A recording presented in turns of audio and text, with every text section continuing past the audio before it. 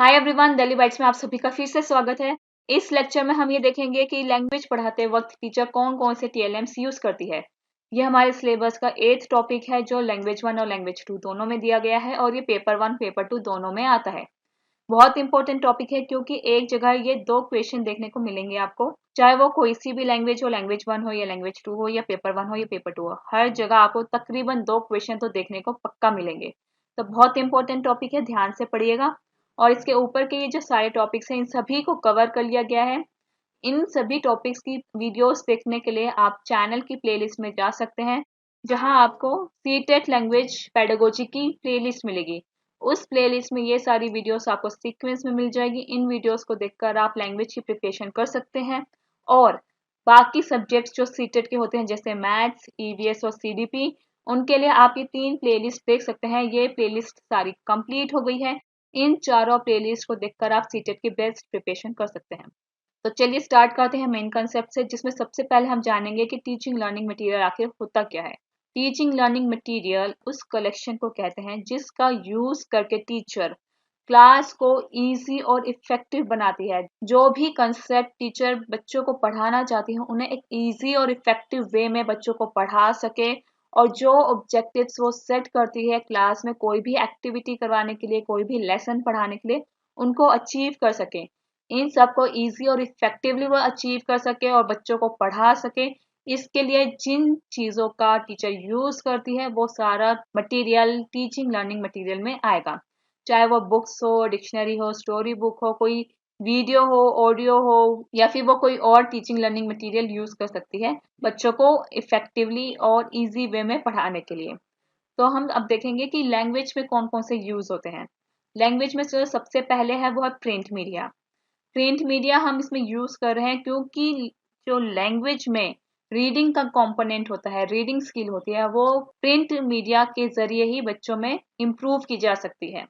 तो इसके लिए प्रिंट मीडिया बहुत ज़रूरी है। सबसे ज़्यादा ज़रूरी है टेक्स्ट बुक और उससे भी ज़्यादा ज़रूरी है सप्लीमेंट्री बुक्स। तो चलिए हम देखते हैं कि टेक्स्ट बुक होता क्या है। टेक्स्ट बुक जो है वो लैंग्वेज क्लास की एक बहुत इंपॉर्टेंट कंपोनेंट मानी जाती है। वो ऐसा इसलिए है क्योंकि मैंने बताया कि जो रीडिंग स्किल है वो बच्चों में रीडिंग के दौरान ही इंकलकेट की जा सकती है। और रीडिंग किस चीज़ की होगी? बुक की। अब इसलिए ही लैंग्वेज में जब भी बच्चों को पढ़ाया जाता है तो टेक्स्ट बुक का यूज किया जाता है, ताकि बच्चों में रीडिंग की skill, listening skill, speaking skill और राइटिंग स्किल, ये सारी स्किल्स उनमें इंकलकेट की जा सके। इसके लिए टेक्स्ट बुक का यूज किया जाता है। बाकी सब्जेक्ट जैसे सोशल साइंस, मैथ्स है, उनमें एक बार को हम अगर टेक्स्ट बुक यूज ना भी करें तो चल जाएगा। लेकिन लैंग्वेज हम बिना टेक्स्ट बुक के बच्चों को नहीं पढ़ा सकते, क्योंकि बच्चों को जो रीडिंग स्किल और लिसनिंग स्किल चाहिए वो टेक्स्ट बुक के जरिए ही इंकलकेट की जा पाएगी।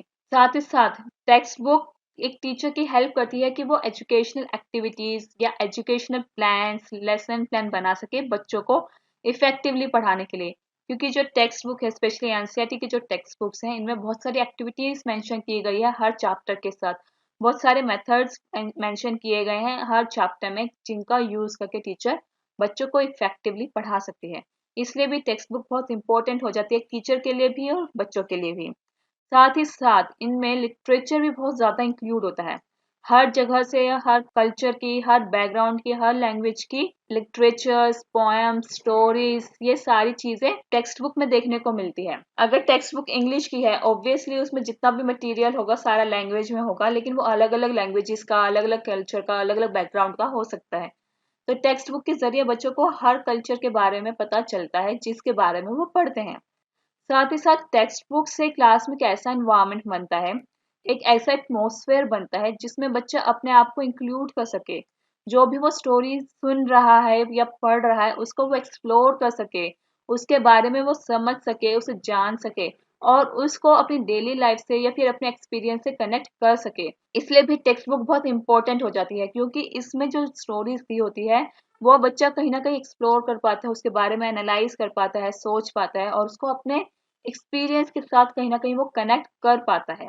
टेक्स्ट बुक में कई बार पिक्चर्स, पोस्टर्स दिए होते हैं जो बच्चों को अपॉर्चुनिटीज देते हैं कि वो उनको यूज करके अपने आइडियाज क्रिएट करें, अपनी क्रिएटिविटी बनाएं, अपने थॉट्स को, अपने फीलिंग्स को एक्सप्रेस कर सके, पिक्चर रीडिंग कर सके, उसके बारे में क्या समझ पा रहे हैं, उसमें जो व्यक्ति है उसके बारे में क्या समझ पा रहे हैं, या उसमें जो चीज़ दी गई है या जो उसमें इंसिडेंट दिया गया है उसके बारे में क्या समझ पा रहे हैं, उसको वो एनालाइज कर सके, समझ सके और उस अपने आइडियाज़ को वो प्रोड्यूस कर सके। ये टेक्स्ट बुक के ज़रिए बच्चे बहुत ईज़िली कर सकते हैं। साथ ही साथ टेक्स्ट बुक में क्योंकि पोएम्स, स्टोरीज, पोस्टर्स बहुत सारी चीज़ें इंक्लूड होती है, तो बच्चा इन स्टोरीज को अपने आप क्रिएट कर सके। जो स्टोरी उन्हें पढ़ी उसमें मॉडिफिकेशन कर सके, उसके बारे में सोच सके, उसमें और क्या हो सकता है, इन सब चीज़ों को वो सोच सके। इसलिए भी टेक्स्ट बुक बहुत इंपॉर्टेंट हो जाती है, क्योंकि टेक्स्ट बुक जब बच्चा पढ़ेगा वो लैंग्वेज स्किल्स तो डेवलप करेगा, साथ साथ उसकी क्रिएटिविटी भी एनहेंस होगी, उसको एक एक्सप्लोरेशन का मौका मिलेगा, वो लैंग्वेज के बारे में जानेगा, कल्चर के बारे में जानेगा। इसलिए टेक्स्ट बुक बहुत इंपॉर्टेंट हो जाती है बच्चों के लिए, जो उनके स्कूल में लगी है, जो उनकी क्लास में लगी है। इसी के साथ जब टीचर एक्स्ट्रा बुक्स की हेल्प लेती है, सप्लीमेंट्री बुक्स की हेल्प लेती है, वो और ज़्यादा बेनिफिट देती है बच्चों को लैंग्वेज लर्न करने में। जो सपोर्टिव बुक्स होती हैं वो लैंग्वेज लर्न करने के लिए उनके एनहांसमेंट का काम करती है, क्योंकि जो चीज़ें वो बच्चा बुक्स में नहीं ढूंढ पाता उसे वो सप्लीमेंट्री बुक्स में मिल जाती है। सपोज बच्चे को किसी पर्टिकुलर जेनर में अगर इंटरेस्ट है तो वो उस इंटरेस्ट के अकॉर्डिंग अपने लिए बुक ढूंढेगा, उसको पढ़ेगा। हो सकता है वो जेनर उसके टेक्स्ट बुक में ना हो, तो इस तरीके से वो सप्लीमेंट्री बुक्स को यूज कर सकता है। टीचर उसे वो प्रोवाइड कर सकती है by making a reading corner in their class. बच्चों की क्लास में एक रीडिंग कॉर्नर बना के, जैसे आप इस पिक्चर में देख पा रहे हैं, इस पिक्चर में रीडिंग कॉर्नर बनाया गया है बच्चों के लिए, जहाँ अलग अलग तरह की बुक्स, कॉमिक्स, मैगजीन्स, पंचतंत्र जैसी किताबें, साहित्य, बाल साहित्य, ये सारी यहाँ पे बच्चों को प्रोवाइड की गई है, ताकि जब भी बच्चा क्लास में फ्री हो या उसका पढ़ने का मन करे तो वो उन बुक्स को बिना किसी हेजिटेशन के ले सके, उसको पढ़ सके और वापस उसे वहीं रख दे जहाँ से उसने ली थी। इस तरीके से बच्चों का बुक्स के लिए इंटरेस्ट बनेगा और जो चीज़ वो पढ़ना चाहते हैं वो बिना किसी हेजिटेशन के पढ़ पाएंगे। उन्हें बार बार लाइब्रेरी जाने की या किसी को बोलने की ज़रूरत नहीं पड़ेगी कि हमें इस बुक की ज़रूरत है या हम ये बुक पढ़ना चाह रहे हैं, या उन्हें लाइब्रेरी नहीं जाना पड़ेगा बुक्स लेने के लिए। वो बुक्स उनके उनकी क्लास में मिल जाएगी, उनके रीडिंग कॉर्नर में।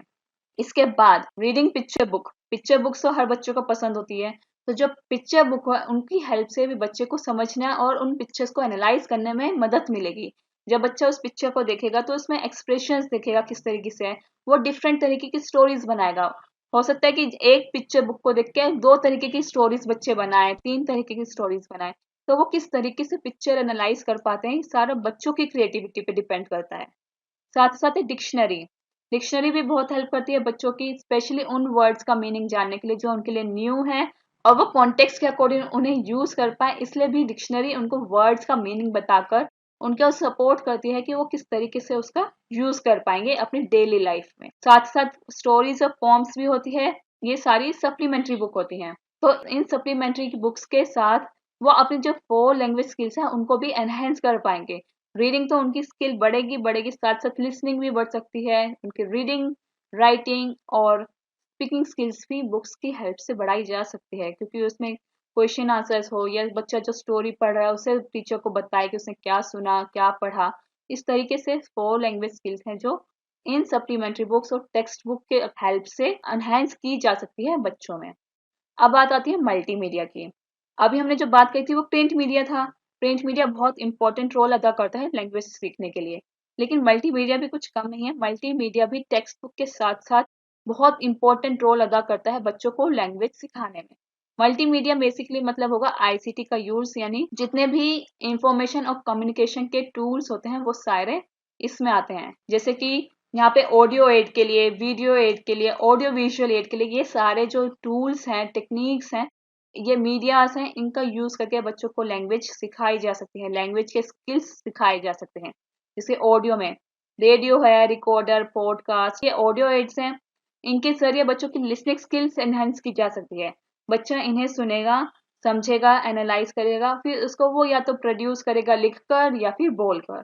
तो इस तरीके से इन एड्स का यूज किया जा सकता है। इसी तरीके से वीडियो एड में आता है मोशन पिक्चर्स और कार्टून्स। कार्टून्स वो वाले जिन जो साइलेंट कार्टून्स होते हैं, ताकि वो समझ सके कि उनमें क्या हो रहा है, उन्हें अंडरस्टैंड कर पाए, उन्हें एनालाइज कर पाए। इनके जरिए speaking, reading, writing skills, basically ये तीनों स्किल्स इसमें एनहेंस की जा सकती है, क्योंकि बच्चा उसे जो देखेगा, उसे समझेगा, उसको फिर वो या तो लिख कर या फिर बोलकर वो बाकी लोगों के सामने समझाएगा। इसी के साथ है ऑडियो विजुअल एड, यानी कि जैसे टीवी, कंप्यूटर या फिर यूट्यूब की वीडियोस हो गई, ये दोनों काम करेगी, ऑडियो का भी वीडियो का भी। मतलब बच्चा सुन भी सकता है, देख भी सकता है। इनके जरिए चारों स्किल्स, चाहे वो लिसनिंग हो, स्पीकिंग हो, रीडिंग हो, राइटिंग हो, ये सारी स्किल्स बच्चों में इंकलकेट की जा सकती है, इम्प्रूव की जा सकती है।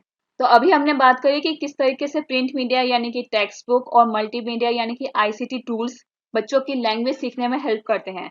बट ये अकेले ही टीएलएम्स या रिसोर्स नहीं बन जाते, इसके साथ एक बहुत इंपॉर्टेंट रिसोर्स आता है जो क्लास में ही मौजूद होता है, जिसके लिए प्रिंट मीडिया या मल्टीमीडिया की जरूरत नहीं पड़ती, जो है मल्टीलिंगुअलिज्म। मल्टीलिंगुअलिज्म से जैसे नाम से ही पता चल रहा है कि एक ऐसा एरिया, एक ऐसा रूम जहाँ पे बहुत सारी भाषाएं इंक्लूड हो, इन्वॉल्व हो, बहुत सारी भाषाएं एक साथ सम्मिलित हो, वो होता है मल्टीलिंगुअलिज्म।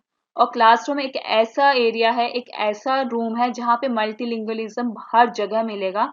हर बच्चा अलग अलग कल्चर से, बैकग्राउंड से, रीजन से आता है, रिलीजन से आता है, तो उसकी अपनी लैंग्वेज होती है, इसलिए हर क्लास में मल्टीलिंगुअलिज्म मिलेगा। और एक मल्टीलिंगुअलिज्म बहुत अच्छा रिसोर्स है, बहुत अच्छा सोर्स है टीचर के लिए बच्चे को भाषा सिखाने का। मल्टीलिंगुअलिज्म से हम बच्चों की भाषाओं का प्रयोग करके बच्चों को भाषाएं तो सिखा सकते हैं, कंटेंट सब्जेक्ट सिखा सकते हैं, और उसका साथ साथ यूज भी कर सकते हैं कि बच्चे अन्य भाषाओं के बारे में समझे, बच्चा समझ सके कि किस तरीके से उनकी वोकैबुलरी है, किस तरीके का उनका कल्चर है, ताकि बच्चे की एक संवेदनशीलता बने, सहानुभूति बने बाकी बच्चों की तरफ, उनके रीजन की तरफ, उनके रिलीजन की तरफ, कल्चर की तरफ। वो उनकी कल्चर को समझ सके, अपना कल्चर उनको समझा सके। इसलिए भी मल्टीलिंगुअलिज्म बहुत अच्छा रिसोर्स माना जाता है किसी भी भाषा को सीखने का। साथ के साथ मल्टीलिंगुअलिज्म में बच्चे के पास अपनी भाषा है और टीचर एक नई भाषा सिखा रही है, तो इन दोनों भाषाओं के बीच में बच्चा कनेक्शन बना पाए, ये काम मल्टीलिंगुअलिज्म वाली कक्षाओं में ही हो सकता है।